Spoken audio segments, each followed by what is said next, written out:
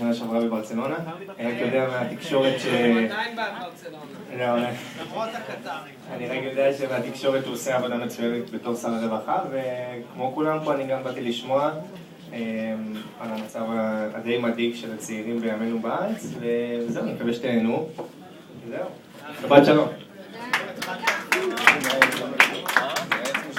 קודם כל התחלת מקסים. חבר'ה, אני שמח מאוד לראות כל כך הרבה צעירים כאן, ודרך אגב, אני מרים כוסית למאיה טישלר שלנו, איפה היא? מאיה, זה בעלת הפאב, אנחנו מודים לה על האירוח, את מקסימה. אני לא מפרסם פה מוצרים אסורים. אני רוצה גם להודות לכל מי שארגן והגיע. רציתי ללכת לכיוונים אחרים וקצת ליזום שיחה עם חבר'ה צעירים, לא על מה שכל היום כולם מתעסקים איתו, אלא על דברים הרבה יותר עמוקים.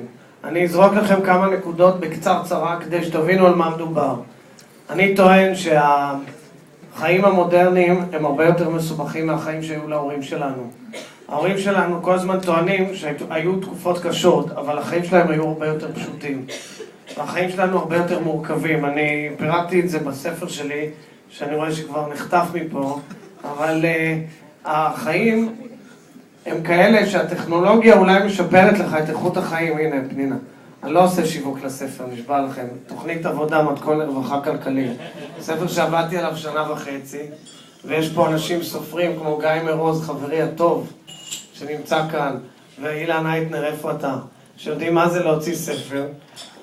אבל חשבתי שנכון שנדבר על כך שבגלל שהחיים הם נהיו הרבה יותר אגרסיביים, מורכבים ומתוחכמים, אנחנו רואים כל כך הרבה יותר אנשים שנזרקים לשולי הדרך. אני רואה את זה בהמון תחומים. אתה מגיע למקומות שבהם בסופו של דבר האנשים נופלים כי הם לא מסוגלים להיכנס לזרם של החיים. ואנחנו לא לוקחים את זה בחשבון. אני מגיע עכשיו מהצגה של בני גילכם עם מוגבלויות ועוד צרכים מיוחדים, שהם ביקשו להרים מסועה, הם קראו לזה טקס כיבוי מסועות, והם מכבים מסועה זו לכל מי שדרס אותם ורמס אותם ושכח אותם. אבל יש גם אנשים שהם לא רק עם צרכים מיוחדים, שנדרסים ונרמסים ונשכחים בשולי הדרך. כמו למשל, אנשים שמבקשים היום לקנות דירה, או לשכור דירה.